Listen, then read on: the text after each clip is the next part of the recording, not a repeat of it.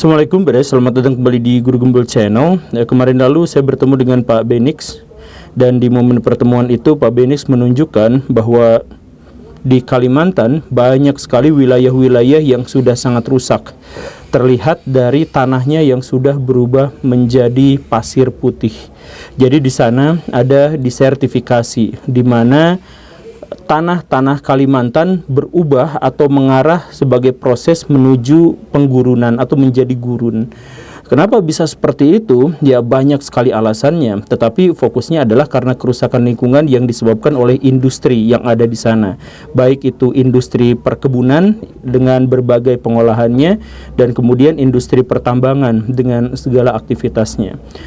Ya, ini sebenarnya parah gitu. Jadi maksudnya ada orang-orang yang berupaya untuk nanam tanaman yang produktif di sana. Kalau misalkan di wilayah yang sudah berpasir putih itu udah susah banget. Effortnya itu udah sangat-sangat luar biasa, karena memang tanahnya itu udah bener-bener rusak gitu. Sudah tidak ada kandungan airnya, sudah tidak ada humusnya, sudah macam-macam lah. Dan ini juga sebenarnya terkonfirmasi. Jadi sebelumnya saya juga kan pernah ke Kalimantan bersama Pak Fahrudin Faiz. Di sana ya, para mahasiswa juga mengeluh gitu. Jadi Kalimantan itu kalau lagi panas itu benar-benar panasnya luar biasa, kering kerontang, bahkan semak-semak yang tinggal sedikit itu saja pasti akan terbakar gitu karena memang panasnya. Tetapi kalau misalkan lagi hujan justru malah banjir di mana-mana gitu. Jadi nggak ada musim yang enak buat mereka. Panas, terlalu panas, pas hujan malah banjir. Nah, ini juga sebenarnya menunjukkan kerusakan lingkungan yang ekstrim di wilayah itu. Tapi tahukah Baraya sesuatu yang sangat penting di situ, dan ironi adalah bahwa kerusakan lingkungan yang fatal di Kalimantan itu justru disebabkan oleh industri-industri yang dikendalikan dari Pulau Jawa. Jadi pemodal-pemodal besar dengan uang yang sangat besar, dengan sirkulasi yang sangat luar biasa, itulah yang merusak lingkungan. Bagaimana ceritanya? Simak videonya sampai tuntas. Kita akan membahas tentang sesuatu yang benar-benar penting dan urgen untuk kita. Yuk kita mulai.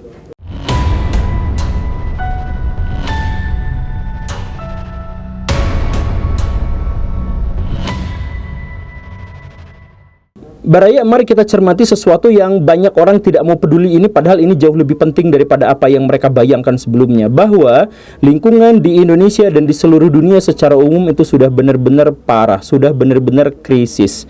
Di Pulau Jawa dalam 10-15 tahun ke depan kita akan krisis air, dan tidak mungkin bisa menopang 150 juta orang yang ada di dalamnya. Di seluruh dunia dan di Indonesia juga akan terjadi krisis pangan, karena perubahan iklim di dunia akan menyurutkan air hujan dan menyebabkan lahan-lahan pertanian akan menjadi lebih kering.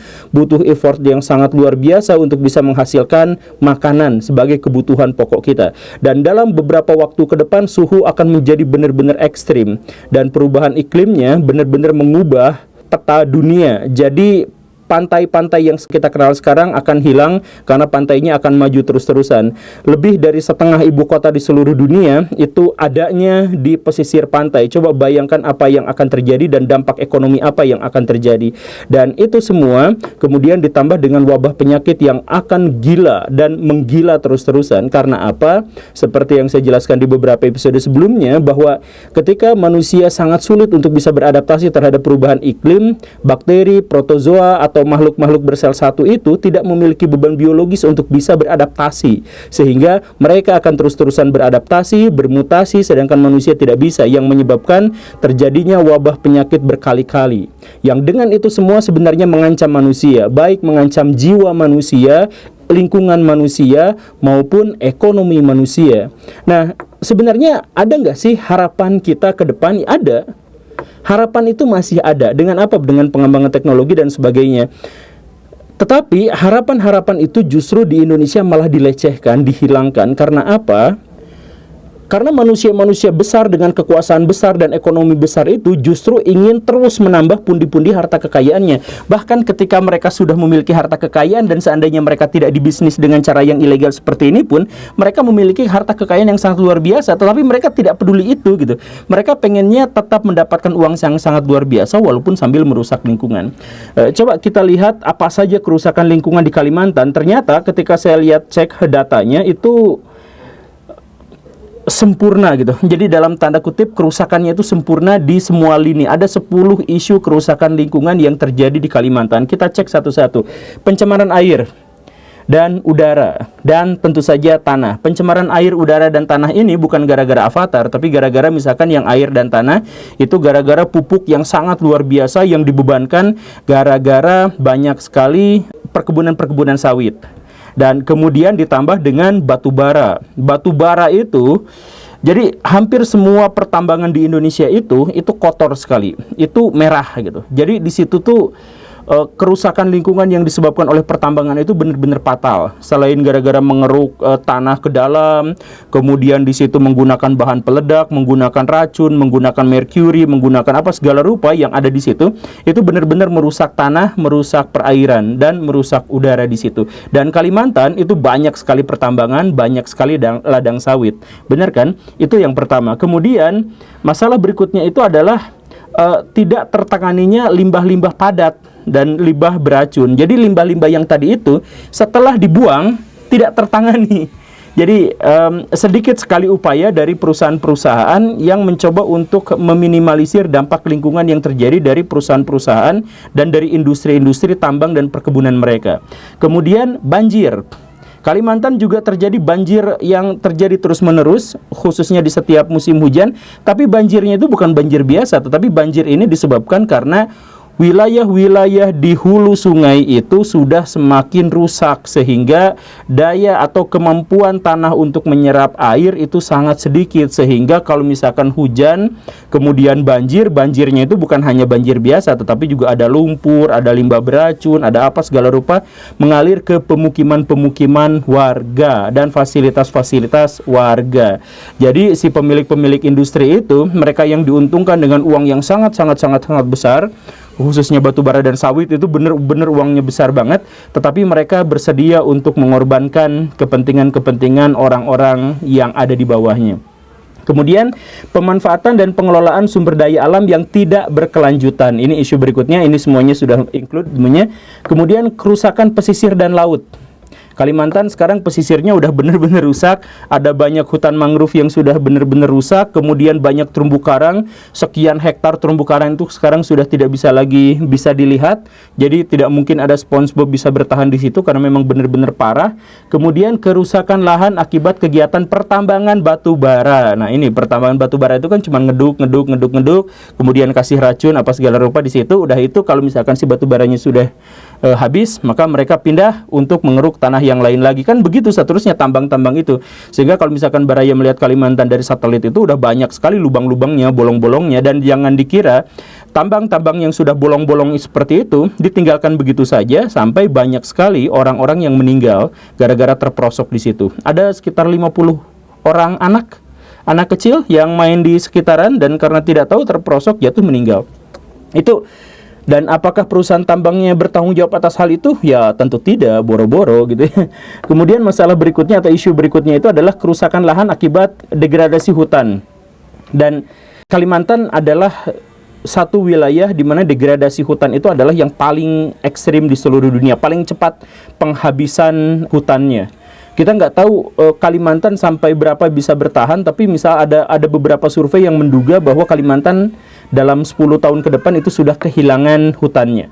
Kalau misalkan Baraya lihat di satelit, oh masih banyak, masih hijau. Ya hijau itu sebenarnya bukan hutan, tapi sudah berubah menjadi sawit ya. Dan kalau misalkan Baraya lihat sawit, ya sawit itu kan sebenarnya rakus air, kemudian monokultural, jadi tidak bisa diselangi dengan tumbuhan yang lain, dan tentu saja itu adalah perkebunan manusia. Jadi maksudnya itu bukan alam liar, sehingga hewan-hewan dan segala rupa yang semula tinggal di situ, kalau misalkan balik lagi di situ disebutnya hama, bukan hewan liar. Padahal Kalimantan itu kaya akan hewan-hewan dan tumbuhan-tumbuhan endemik yang sekarang sudah terancam atau bahkan sudah punah sama sekali. Kemudian masalah berikutnya itu adalah menurunnya keanekaragaman hayati yang barusan kita bahas ya. Di situ banyak sekali di Kalimantan itu ada ratusan spesies tumbuhan yang hanya ada di situ gitu. Dan sekarang habis sama sawit dan batu bara itu, khususnya sawit. Apakah pemerintah melihat ini? Dan kemudian masalah berikutnya itu adalah gangguan ekstrim terhadap hutan lindung. Bahkan ketika sudah ada undang-undangnya pun, udah ada hutan lindungnya pun, hutan lindungnya dirubah, dialihfungsikan. jadi sesuatu yang lain, khususnya misalkan jadi sawit, jadi apa gitu. Nah, Pak Luhut Binsar Panjaitan dulu sempat mengeluarkan data bahwa ada 3 juta hektar sawit dan beberapa diantaranya di Kalimantan yang itu sebenarnya ilegal dan ngambil lahan-lahan lain, diantaranya adalah lahan perhutanan, hutan lindung gitu. Tetapi beliau daripada menangkapi orang-orang yang melakukan tindakan ilegal itu, lebih baik memutihkan saja, biarkan itu, tapi pajaknya diambilin kan. Ya, tapi kenyataannya adalah seperti itu. Dan kemudian masalah berikutnya itu adalah tidak optimalnya implementasi perencanaan tata kelola dan perlindungan. Saya sih menduga bahwa ini sebenarnya bahkan tidak terencana sama sekali gitu ya. Ya, inilah 10 isu lingkungan yang ada di Kalimantan. Jadi sebenarnya Kalimantan sudah sangat-sangat lengkap dengan isu lingkungan yang semuanya negatif gitu. Nah, tapi saya berpikir gini nih Baraya, kenapa Kalimantan harus secara spesifik kita bahas? Kan sebenarnya kalau di Sumatera juga kerusakan lingkungan parah. Di Papua kerusakan lingkungan juga parah sekarang, atau makin parah gitu maksudnya. Di Jawa udah nggak ketolong gitu dan sebagainya. Kenapa kita fokus sama Kalimantan? Karena gini Baraya, Kalimantan itu adalah satu wilayah yang sangat luas, tetapi karena penduduknya dikit, media jarang meliput itu. Jadi misalkan kalau Baraya nonton TV sekarang, nonton gitu ya, kemudian lihat berita, lihat apa, maka berita-berita itu kebanyakan akan ada di Jawa, atau sebagian besar ceritanya Jawa. Paling-paling ada selingan dari Papua soal bentrokan antara tentara dengan yang orang-orang situ itu gitu ya. Atau misalkan tambahan berikutnya, selingan berikutnya paling dari orang-orang Makassar yang bikin cerita-cerita kriminal yang aneh-aneh gitu.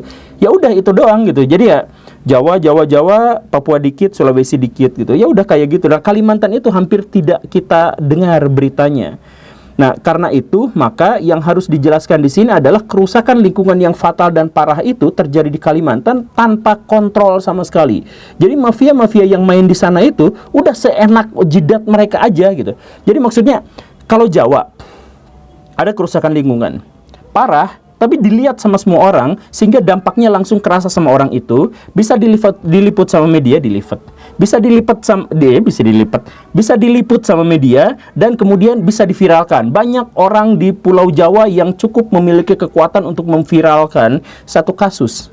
Tapi di Kalimantan tidak seperti itu. Coba bayangkan Baraya, ada penggalian tambang ilegal.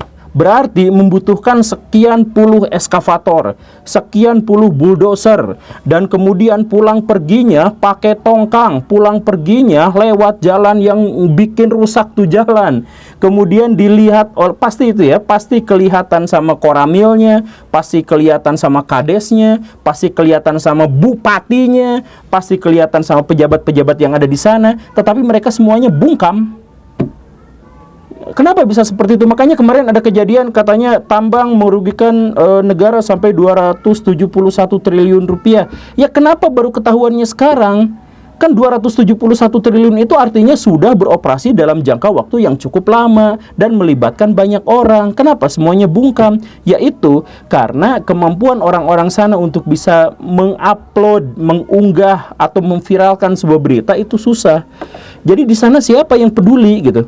Ya gak ada, ya akhirnya apa, mafia-mafia itu dan pejabat-pejabat jahat itulah yang dengan sangat mudah dan sangat enaknya melakukan kerusakan di sana tanpa kontrol dari siapa-siapa. Dan sekali lagi saya ingin menegaskan ironinya di sini bahwa ketika orang-orang super tajir dengan modal yang sangat besar, dengan infrastruktur yang mereka kuasai itu mereka masih menambah kekayaan dari tambang-tambang dan sawit-sawit di Kalimantan itu sambil merusak lingkungan yang ada di sana, dan dampak langsungnya terjadi pada masyarakat dan dampak langsungnya terjadi kepada orang-orang di seluruh dunia. Coba misalkan Baraya cek ya, ini silakan Baraya cek karena saya takut diciduk, tapi silakan Baraya cek ya, misalkan ya, pemilik tambang batu bara itu siapa? Perusahaan-perusahaan sawit itu siapa yang punya? Dan kalau misalkan ngecek, ternyata mereka juga adalah politisi-politisi, anggota DPR, kemudian ada, ya pokoknya mah yang kita kenal sering muncul di TV sebagai orang yang memiliki kekuasaan. Jadi mereka adalah orang-orang yang elit di dunia ekonomi, tetapi juga elit di dunia politik gitu. Jadi itu adalah sama orangnya. Makanya dalam konteks inilah, maka Indonesia disebut sebagai negara oligark. Jadi Baraya silakan baca bukunya Oligark dari siapa aja, dari Winters, dari siapa aja gitu ya. Kemudian Baraya cek ciri-ciri dari negara oligark. Maka Baraya akan menemukan bahwa ciri-ciri itu semuanya ada di Indonesia gitu. Jadi diantaranya adalah bahwa misalkan orang-orang yang sangat berkuasa itu juga ternyata adalah orang-orang yang menjadi pelaku ekonomi di bidang apa gitu. Jadi dia konglomerat tapi juga penguasa gitu. Atau misalkan si penguasa itu bukan pelaku ekonomi berskala besar, tetapi dia disponsori oleh orang-orang berskala besar. Jadi dia misalkan jadi ketua partai politik. Nah itu si donatur dari partai-partai politik itu, coba cek siapa itu orang-orang yang sangat-sangat tajir melintir gitu. Jadi kalau misalkan sebuah negara sudah dikuasai oleh pemerintahan dan pemerintahan itu dikuasai oleh oligark, ya sudah habis. Oligark itu artinya dia hanya berkuasa untuk kepentingan dirinya sendiri, untuk memperkaya dirinya sendiri, untuk menjalankan bisnisnya sendiri. Maka terjadilah seperti yang di Kalimantan. Dia ngambil batu bara untuk kepentingan dirinya sendiri, demi duitnya sendiri, demi apa-apanya sendiri. Dia nggak peduli ketika orang-orang Kalimantan pada akhirnya jatuh miskin, kemudian keracunan, anak-anaknya kena stunting, dan kemudian lingkungan di sana parah, hujan kebanjiran, kemarau kepanasan. Ya gara-gara mereka sekarang itu setiap rapat ada di ruang yang AC yang sangat enak apa segala rupa, tapi mereka mengorbankan. Dan saya kemarin ngobrol sama seorang elit politik di Indonesia, dan dia bilang kalau urusannya adalah pertambangan dan urusannya itu adalah sawit, maka itu mafianya tuh ekstrim, kata dia tuh. Kata dia, saya nggak bisa mengkonfirmasi pernyataannya karena saya bukan elit gitu ya, tapi kata dia tuh bunuh-bunuhan, culik-culikan, pemerasan dan sebagainya, bahkan levelnya sampai level yang sangat tinggi itu sudah biasa mereka lakukan. Kalau misalkan Munir di zaman dulu itu ketahuan banget bahwa itu ada konspirasi di situ, maka dalam tanda kutip pembunuhan-pembunuhan zaman sekarang itu sudah tidak ketahuan gitu. Jadi ada orang yang meninggal dikiranya biasa-biasa aja gitu, padahal itu adalah dibunuh gitu. Katanya sih seperti itu, benar atau tidaknya tidak diketahui. Tetapi kalau misalkan mengaitkan bahwa Indonesia sebagai negara oligark, maka itu menjadi sesuatu yang wajar. Kedengaran nggak? Sudah azan. Terima kasih karena sudah menyimak. Saya Guru Gembul. Assalamualaikum warahmatullahi wabarakatuh.